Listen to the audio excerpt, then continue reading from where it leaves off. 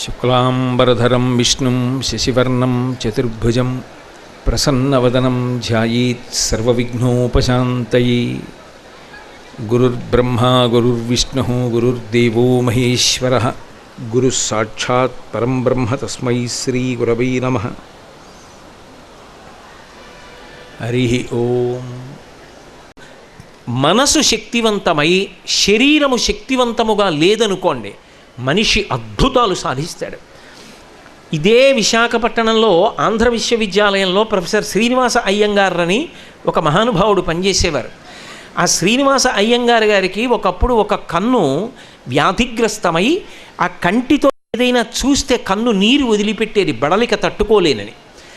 ఆయన ఒక కంటితో చూడడం ఎలా కుదురుతుంది? ఏదైనా చూసినప్పుడు ఇలా రెండు కళ్ళతో చూసినా ఒక కన్ను విశ్రాంతి తీసుకోవడం సాధ్యం కాదు. ఆయన అప్పుడప్పుడు లేచి ఇలా కన్ను మూసుకొని రెండో కంటితో కొంతసేపు చదివేవారు. రెండో కంటితో చదివినా యువతల కన్ను శ్రమ పొంది నీరు వదిలిపెడితే ఈ చేత్తో తుడుచుకుని మళ్ళీ చదవడం కొంతసేపు ఆపేవారు. ప్రేమానంద కుమార్ అని ఆయన కుమార్తె, ఆమె కూడా లబ్ధప్రతిష్ఠురాలు. మీరు అప్పుడప్పుడు ఆవిడ పేరు వింటూ ఉంటారు పేపర్లలో వాటిల్లో. ఆ ప్రేమానంద కుమార్ తండ్రి దగ్గరికి వెళ్ళి అడిగారు, నాన్నగారు మీకు ఒక కన్ను పనిచేయట్లేదు కదా, మీరు ఏదైనా నిశితంగా పరిశీలిస్తే కంట్లోంచి నీళ్లు వస్తున్నాయి కదా, ఎందుకు నాన్నగారు అయినా చదువుతారు అన్నారు. ఆవిడంది, ఆయన అన్నారు కూతురుతోటి, అమ్మ ఇంకా ఒక కన్ను పనిచేస్తోంది కదమ్మా, పనిచేస్తున్న కన్నుని వాడాలి కదా అంటే సమయాన్ని దుర్వినియోగం చెయ్యకూడదని ఒక్క కన్ను పనిచేసినా సరే ఆ కంటితో అంత జాగ్రత్తగా చూసి ఆయన ఇంకా కొత్త విషయాలు నేర్చుకుంటూనే ఉండేవారు. మనసు శక్తివంతమైందనుకోండి, శరీరమునకు కలిగినటువంటి వైక్లభ్యాన్ని పక్కన పెడుతుంది. నేను ఇవాళ ఎందుకో నా ప్రసంగాన్ని ప్రారంభం చేస్తూనే అబ్దుల్ కలాం గారి గురించి, విదురుడి గురించి ప్రస్తావన చేశాను. అబ్దుల్ కలాం గారు వ్రాసిన పుస్తకంలో ది పాత్వేస్ టు సక్సెస్ అద్భుతమైన పుస్తకం. ఆ పుస్తకంలో నాకు సరిగ్గా జ్ఞాపకం ఉంటే 91వ పేజీలో అనుకుంటాను ఒక విషయాన్ని ఆయన వర్ణించారు. అందులో ఆయన ఒక పుస్తకం గురించి చెప్పారు. ఈ మధ్యకాలంలో నాకు ఒక పుస్తకాన్ని బహూకరించారు, నేను ఆ పుస్తకాన్ని చదివాను. నేను కాదు, అబ్దుల్ కలాం గారు చెప్పిన మాట. ఆ పుస్తకం పేరు ది మిరకల్ మ్యాన్. అందులో మోరిస్ గుడ్మ్యాన్ అని 36వ సంవత్సరంలో ఉండగా వయస్సు 1981వ సంవత్సరంలో ఆయన ఒక విమానాన్ని విమానాశ్రయంలోంచి గాలిలోకి వెళ్ళేటట్టుగా చేసి ఇక ఆ పైన ప్రయాణానికి సిద్ధపడుతున్నాడు. హెచ్చరిక లేకుండా అకస్మాత్తుగా దానికి సంబంధించినటువంటి ఇంజిన్ ఫెయిల్ అయిపోయింది. ఆ విమానం కింద పడిపోతోంది.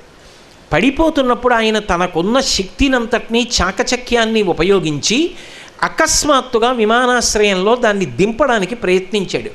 ఆ దింపడానికి ప్రయత్నం చేయడంలో కిందకున్నటువంటి విద్యుత్ తీగలకి తగిలి అది కింద పడి అనేక పల్టీలు కొట్టడంలో లోపల ఉన్నటువంటి మోరిస్ గుడ్మ్యాన్ యొక్క వెన్నుపాం 2 ముక్కల కింద విరిగిపోయింది 2 చోట్ల. ఆయన్ని వైద్యశాలకి తీసుకెళ్లారు. వైద్యులు అన్నారు, ఇతను ఇక పైన తనంత తాను ఊపిరి తీయలేడు, తనంత తాను తినలేడు, తనంత తాను తాగలేడు.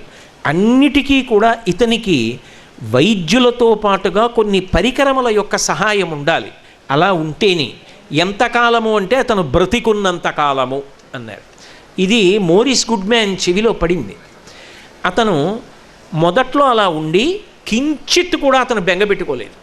అతని శరీరం బాగా జ్ఞాపకం పెట్టుకోండి, నేను అబద్ధం చెప్పాను అనుకుంటే మీకు పేజీ నెంబర్ కూడా చెప్పాను, బహుశా అది కరెక్టే అయ్యి ఉండొచ్చు అనుకుంటున్నా. మీరు ఇంటికి వెళ్ళి పాత్వేస్ టు సక్సెస్ పుస్తకం తీసి చూడండి. అతను ధైర్యంగా తాను ఆరోగ్యంగా ఉన్నప్పుడు ఏం చేసేవాడో, ఎక్కడికి వెళ్ళేవాడో, ఎలా పనిచేసేవాడో, ఎన్ని చదివేవాడో, ఎంత నడిచేవాడో అన్నీ జ్ఞాపకం చేసుకునేవాడు. నేను ఎందుకు తిరగలేను, నేను మళ్ళీ అలా తిరుగుతాను, నువ్వు బెంగ పెట్టుకోవద్దో మనసా, ఈ శరీరం ఉపకారం చేస్తుంది, మళ్ళీ నేను అలా లేస్తాను అని తనకి తాను ఒక నిర్ణయం పెట్టుకున్నాడు. వచ్చే సంవత్సరం క్రిస్మస్ నాడు నేను ఈ హాస్పిటల్ నుంచి నడిచి బయటికి వెళ్ళిపోతాను. వైద్యులందరూ నవ్వారు. రోగి కదా, ఏదో ఆశ ఉంటుంది పాపం, పేరాశ అనుకున్నారు. అతను తన మనోబలంతో శరీరాన్ని జయించాడు. జయించి కళ్ళు కదపడం, తనంత తాను తాగడం, తనంత తాను తినడం ప్రారంభం చేశాడు. అతన్ని తీసుకెళ్ళి ప్రత్యేకంగా వేరే గదిలో ఉంచి అతనికి కొద్దిగా వైద్యాన్ని పెంచి అందించి ప్రయత్నం చేశారు. అతను ఏ తేదీ పెట్టుకున్నాడో ఖచ్చితంగా ఆ క్రిస్మస్ నాడు అతను హాస్పిటల్ విడిచిపెట్టి బయలుదేరి తిన్నగా ఇంటికి వెళ్ళిపోయాడు. ఎట్టి పరిస్థితుల్లో ఇతను జీవిత పర్యంతం ఊపిరి కూడా ఉపకరణముల సహకారముతోనే తప్ప లేవలేడనిపించుకున్న వ్యక్తి మనోబలం చేత లేచి నిలబడి నడిచి ఇంటికి వెళ్ళాడు. అబ్దుల్ కలాం గారు ఆ మోరిస్ గుడ్ మ్యాన్ జీవితం గురించి, ఆ ది మిరకల్ మ్యాన్ అన్న పుస్తకం గురించి చెప్తూ, వైద్యశాలలలో వైద్యులు రోగులకు వైద్యం చేసేటప్పుడు రోగం ఒక్కటే చెప్పకుండా ఇలాంటి విషయాలు కూడా చెప్పండి. నీ మనోబలం ఉండాలి కానీ నీ రోగం తగ్గకపోవడం ఉండదు. ఒకప్పుడు మోరిస్ గుడ్ మ్యాన్ వెళ్ళాడు. అలా రోగాన్ని జయించిన వాళ్ళు ఉన్నారు. కంచి కోమకోటి పీఠాధిపత్యం వహించిన మహాపురుషులు చంద్రశేఖరేంద్ర సరస్వతి మహాస్వామి వారికి ఒకప్పుడు శిష్యులందరూ కలిసి వైద్య పరీక్షలు చేయించారు. 94వ ఏట ఆయన పెద్దవారు అయిపోయారని వైద్య పరీక్షలు చేయిస్తే వైద్యుడు ఆ కాగితాలన్నీ పట్టుకొని వస్తుంటే ఆయన అన్నారు, నువ్వు చెప్పక్కర్లేదు, నేను చెప్తాను.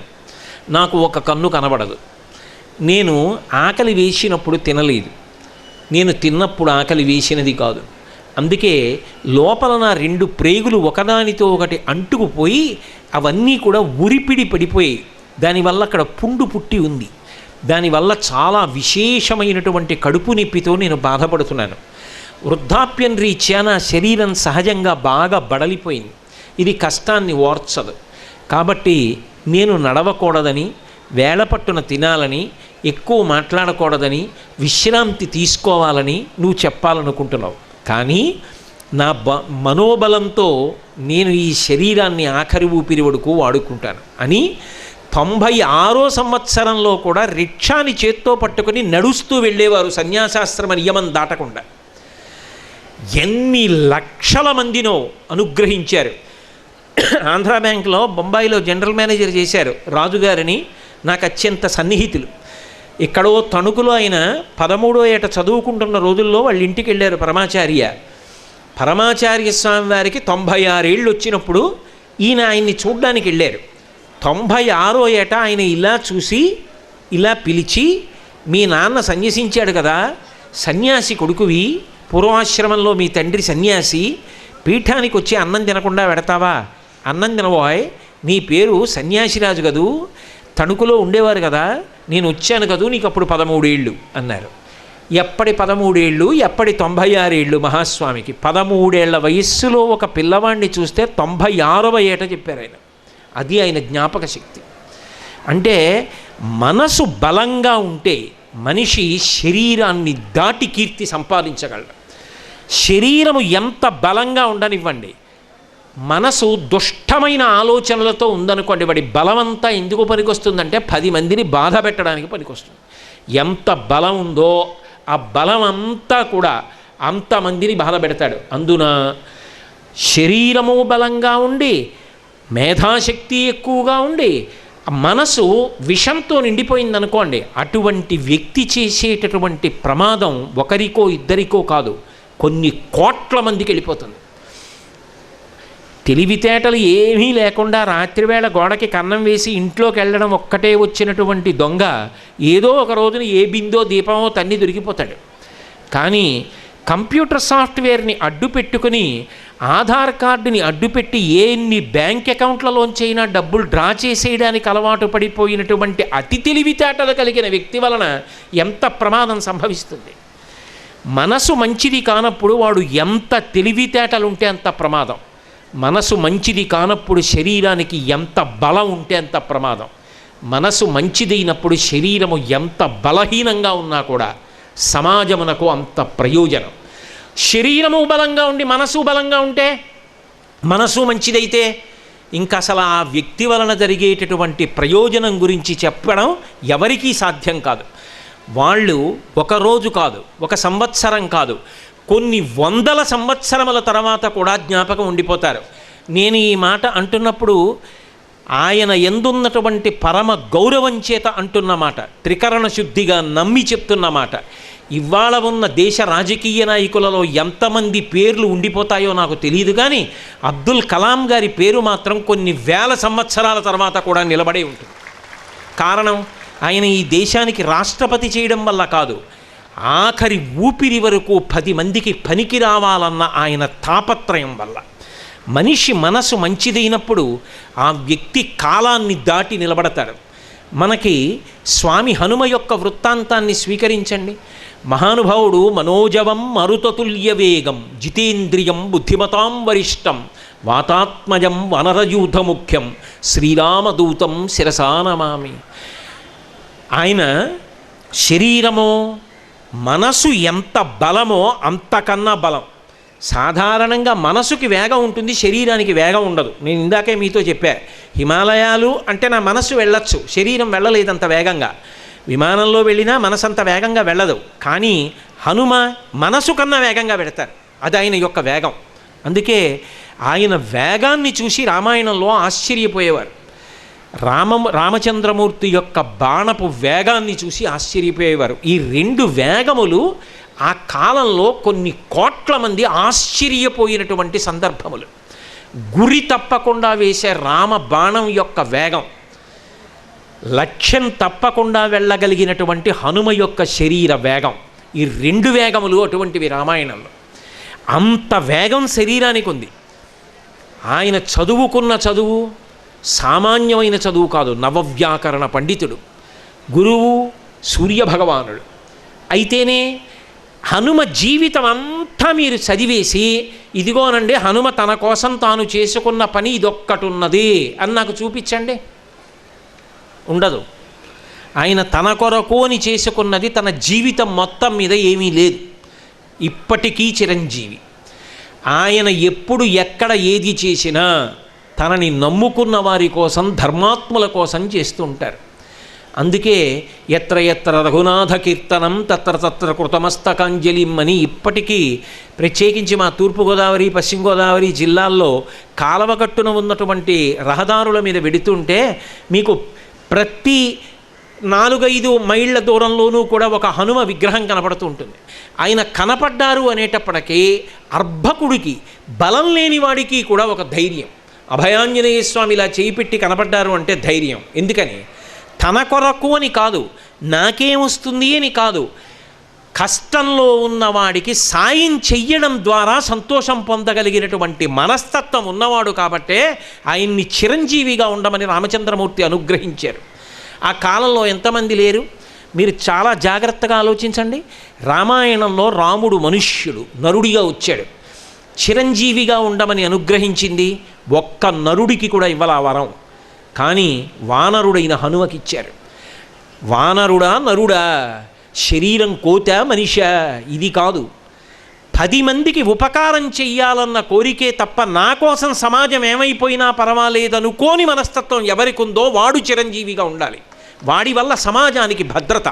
అందుకే అలా ఉండమని హనుమకు ఒక్కరికే వరమిచ్చారు తప్ప ఎవ్వరికి ఇవ్వలేదు. అందుకే మనిషి శరీరాన్ని పోషించుకోవడం ఎంత అవసరమో మనసుని పోషించుకోవడం అంత అవసరం.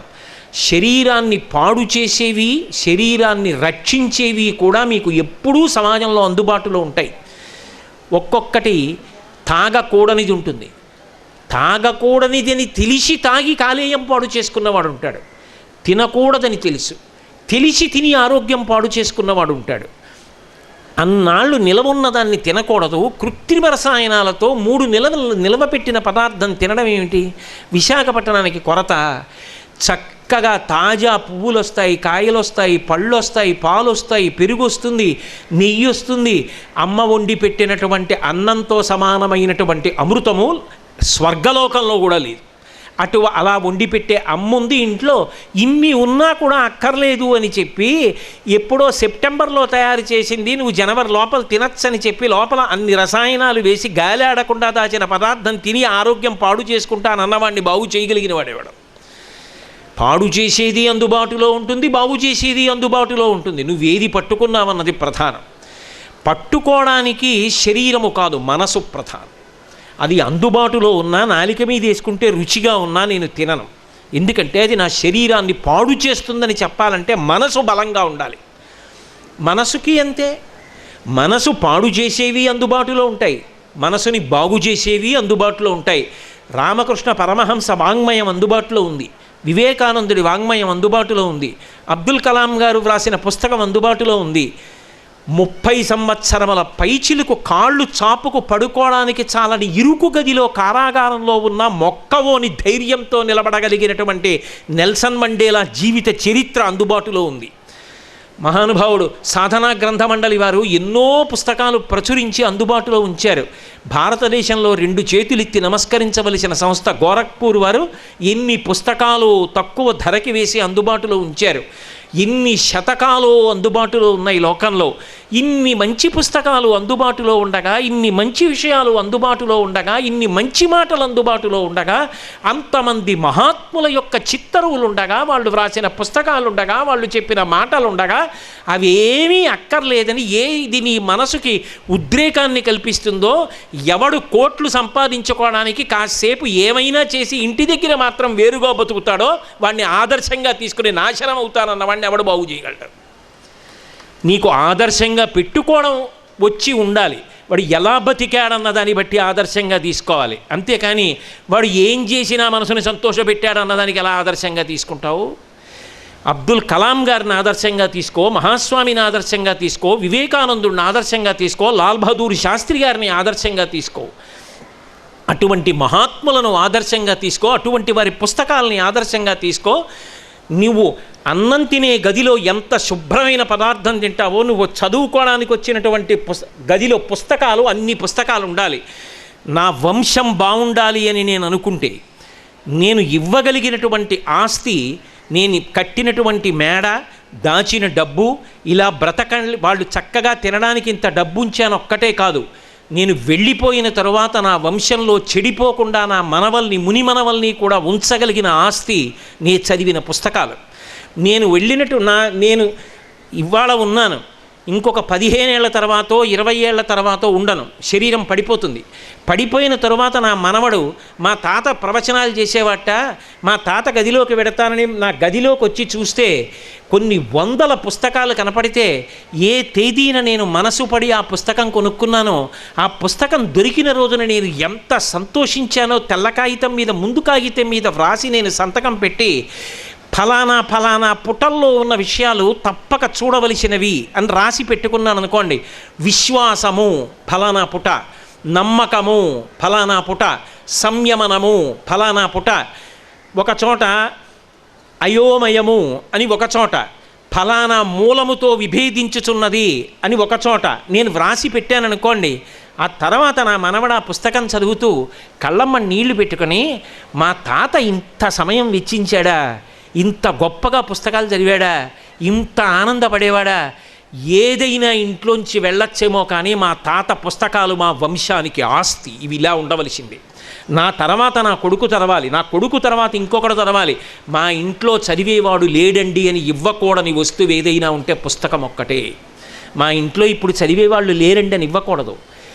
నువ్వు ఎక్కడికి వెళ్ళినా ఒక పుస్తకం కొనడం, పుస్తకం చదవడం, దాని మీద వ్రాయడం, ఇంట్లో పెట్టడం అలవాటు చేసుకోవాలి.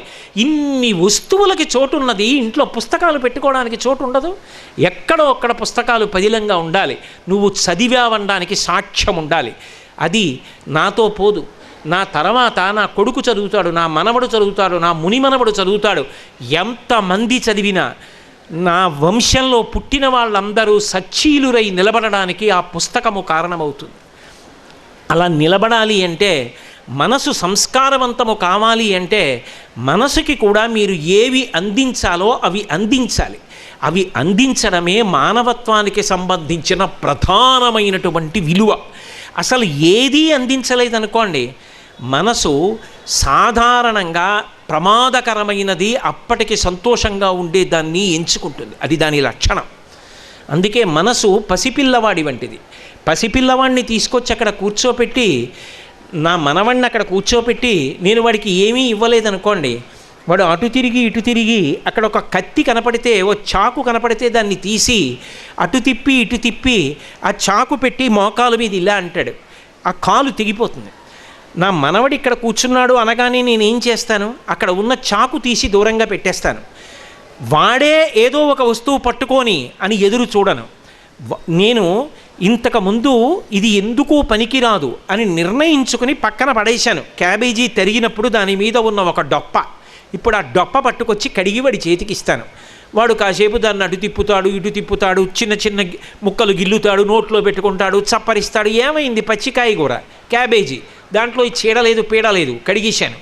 కాసేపు ఆడుకుంటాడు, కాసేపు నేల మీద రాస్తాడు, పక్కన పారేస్తాడు. ఓ మా తాత నన్ను ఏమార్చాడని మళ్ళీ ఏడుస్తాడు. మళ్ళీ ఇంకో ప్రమాదం లేని వస్తువు ఇస్తాను. నేను అలా జాగ్రత్తగా వాడిని చూడకపోతే వాడు స్వతంత్రించి ప్రమాదకరమైన వస్తువుని పట్టుకుని భోగించడానికి ఆడుకుంటే వాడు ప్రమాదమునకు లోనవుతాడు. మనిషి మనసు కూడా అంతే. ఏ ఆలంబనమును ఇవ్వలేదనుకోండి, మీరు ఏదీ దానికి అందించలేదనుకోండి, దానికి ఉన్న గొప్ప గుణం ఏమిటంటే అదే ఎంచుకుంటుంది. అది ఎంచుకుని నేను విశ్రాంతి పొందాలంటుంది. దానికి ఉన్న గొప్ప చమత్కారం అదొకటి. నేను అదే పనిగా పుస్తకాలు చదువుతున్నాను అనుకోండి, అబ్బా ఎంతసేపు చదువుతాం, కాసేపు విశ్రాంతి తీసుకుందాం. విశ్రాంతి అంటే ఏమిటి? నిద్రపోవడం కాదు, మార్చు, నాకు ఇంకేదన్నా పెట్టు, నేను అది చూసి సంతోషిస్తానంటుంది. ఇప్పుడు నేను ఏమార్చడానికి దానికి ఓ చలనచిత్రమో, ఓ అక్కర్లేని విషయమో, ఖాళీగా కూర్చుని నలుగురు కూర్చుని జుట్టు పీక్కుంటున్న సన్నివేశాలు చూపించాననుకోండి, దాని వలన ప్రభావితం అవుతుంది. ఇది పట్టుకెళ్ళి ఇంకో నలుగురితో మాట్లాడుతుంది. చిట్ట చివరికి తాను శాంతిగా ఉండడు, 10 మందిని శాంతిగా ఉండనివ్వడు. చరమ ప్రయోజనం అది. అలా కాకుండా ఉండాలి అంటే నేను ఏది చేస్తే నా మనసు ప్రశాంతంగానే ఉంటుందో దాన్ని అందించడం అలవాటు చేసుకోవాలి. దానికోసమే ఈ దేశంలో విలాస విద్య వచ్చింది. విలాస విద్య అంటే మీకు తొందరగా అర్థం అవ్వాలి అంటే హాబీ.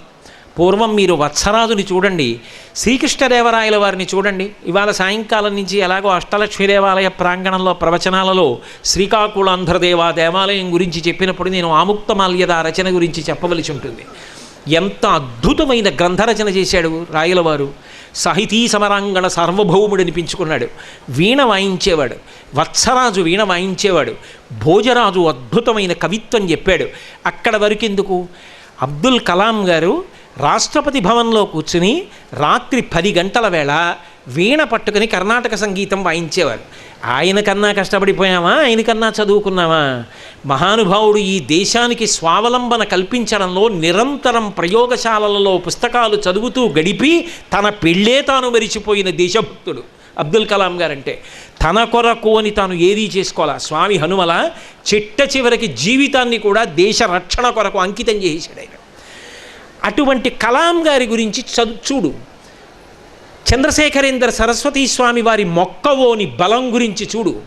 95 ఏళ్ల వయస్సులో సముద్రం నుంచి వెళ్ళవలసి వస్తే ఆనాడు బ్రిటిష్ ప్రభుత్వం వాళ్ళు రైళ్ల రాకపోకల్ని ఆప్ చేసేస్తే రామేశ్వరంలో ఆ రైల్ బ్రిడ్జి మీద సముద్రం నుంచి అంత గాలేస్తుంటే బక్క చిక్కిపోయిన మనిషి గాలికి పడిపోతారేమో అన్నట్టుగా ఉంటే, నేను వాహనం ఎక్కకూడదు సన్యాసాశ్రమ ధర్మం అని అలాగే బట్ట పట్టుకొని సత్యదండం పట్టుకొని నడిచి వెళ్ళిన ఆయన యొక్క రీతి చూడు. నువ్వు ఎలా దీక్షగా నిలబడగలగాలవు. ప్రతి చిన్న విషయానికి తట్టుకోలేక నేల పడిపోకుండా జీవితంలో నిలబడగలగడం అన్నది ఎలా వస్తుందో అర్థమవుతుంది. మంచి విషయాల్ని పరిశీలనం చేయి, మంచి విషయాల్ని చూడు, విలాస విద్యను అభ్యాసం చేయి, చక్కగా సంగీతం ప్రారంభం చేయి. ఎంఎస్ సుబ్బలక్ష్మి గారు ఏ జీవితం సిద్ధాన్నమయ సంగీతం నేర్చుకోలేదు మహాతల్లి. ఆవిడ జీవిత చరిత్ర చదివితే కళ్ళంబట నీళ్లు కారేటటువంటి సంఘటనలు ఎన్ని కనపడతాయో. చిట్ట చివరికి చిన్న వయస్సులో కచేరీ చేసి, అది ఎక్కడ, కొత్తగా వచ్చినటువంటి సైకిళ్ళు మార్కెట్లోకి రిలీజ్ చేస్తుంటే సుబ్బలక్ష్మి పాడితే అందరూ వచ్చి కూర్చుంటారని చిన్న పిల్లని తీసుకెళ్ళి కచేరీ చేయించి చేతిలో 6 రూపాయలు పెడితే తల్లిగారితో కలిసి షణ్ముఖ వడివు తల్లి పేరు ఇంటికి వస్తుంటే మధురైలో వచ్చిన తర్వాత అంతసేపు పాడి పాడి పాడి పాడి అలిసిపోయిన పిల్ల ఇంటికి వస్తుంటే పక్క ఇళ్లలోంచి ఆ రోజున మంచి కూరల వాసన వస్తోంది.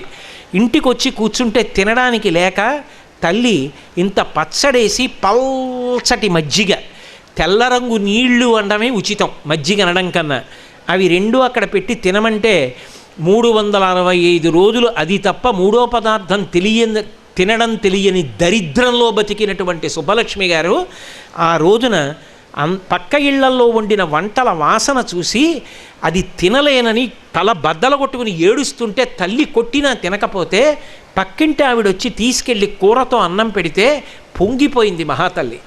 పక్కింటి పిల్ల ఫేస్ పౌడర్ రాసుకుంటే తనకి పౌడర్ లేకపోతే వంటింట్లో ఉన్న చెంచా పట్టుకెళ్ళి గోడకున్న సున్నాన్ని గీక్కుని రాసుకునేది ఆవిడ తెలియక. ఇల్లు ఖాళీ చేయించేస్తాడే ఇంటి యజమానికి తెలిస్తే ఇదేం పనిని తల్లి వీపు చీరుకుపోయేటట్టు కొడితే దెబ్బలు భరించింది. ఆవిడ పడిన కష్టాలు, అన్ని కష్టాలలో కూడా విచలితురాలు కాకుండా ఆమె పట్టుకున్న సంగీతానికి ఆమె నిలబడినటువంటి తీరు చిట్ట చివరికి భారతరత్న అంత స్థాయికి ఎదిగిపోయి మహాతల్లి ఉన్న ఇల్లు కూడా చెన్నైలో అమ్మేసేసి ఆవిడ ఆఖరిసారి వెనక్కి తిరిగి తన సొంత ఇంటి వంక ఒకసారి చూసుకుని మళ్ళీ తిరిగి విదేశాల నుంచి చెన్నై వచ్చినప్పుడు ఉండడానికి ఆవిడకి ఇల్లు లేదు, ఎవరో ఒకరి బంధువుల ఇంటికి వెళ్ళాలి ఆవిడ.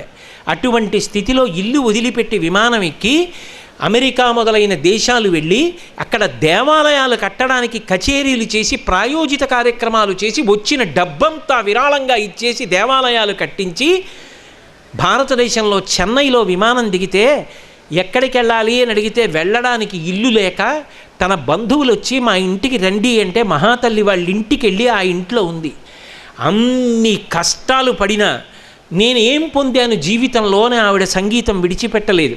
అందుకే కలాం గారు ఆవిడ చనిపోయినప్పుడు భారత రాష్ట్రపతిగా ఢిల్లీ నుంచి చెన్నై వెళ్ళి నాకు ఒక తల్లి, నాకు జన్మనిచ్చిన తల్లి, నా రెండవ తల్లి ఈ భరత భూమి, మూడవ తల్లి మదర్ తెరీసా, నాకు ఎంఎస్ సుబ్బలక్ష్మి గారు కూడా ఒక తల్లి అని ఆమె అంత్యేష్టి పూర్తయిపోయే వరకు శవంతో పాటుగా శ్మశానానికి వెళ్ళారు. వెళ్ళి ఆవిడ యొక్క అంత్యేష్టి కార్యక్రమంలో పాల్గొన్నారు అంటే అటువంటి పుస్తకాలు తెచ్చి ఇంట్లో పెట్టుకోండి, ఆ పుస్తకాలు చదవండి. వాళ్ళు సంగీతం పాడడంలో ఆఖరికి తల్లి చచ్చిపోతే, అన్నయ్య చచ్చిపోతే పూజామందిరంలో దీపం వెలిగించి ఆ తంబూరా పట్టుకొని కళ్ళంబట నీళ్లు కారుస్తూ ఆవిడ పాట పాడుతుంటే అందులో ఆవిడ సంతోషాన్ని పొందేది. మీ మనసు ఎప్పుడైనా బాధపడితే, మీ మనసు విసుగ్గా ఉంటే, మీరు చెయ్యవలసిన కార్యంలో మీరు విసిగిపోతే, మీరు సంతోషం పొందడానికి ఉద్వేగపడే విషయాల్ని మీరు ఎంచుకోకూడదు. చక్కగా కాసేపు సంగీతం సాధన చేయండి, నృత్యం సాధన చేయండి, ఓ వైలిన్ వాయించండి, ఓ మృదంగం వాయించండి, చక్కటి పాట పాడడం అలవాటు చేసుకోండి. నన్ను నమ్మండి, మీకు ఒక మాట చెప్తాను, ఒక్కొక్కసారి మనిషి తాను చేస్తున్న ఉద్యోగము చేత పొందనటువంటి గుర్తింపు తను విలాస విద్యగా తీసుకున్న దాని వల్ల పొందుతాడు.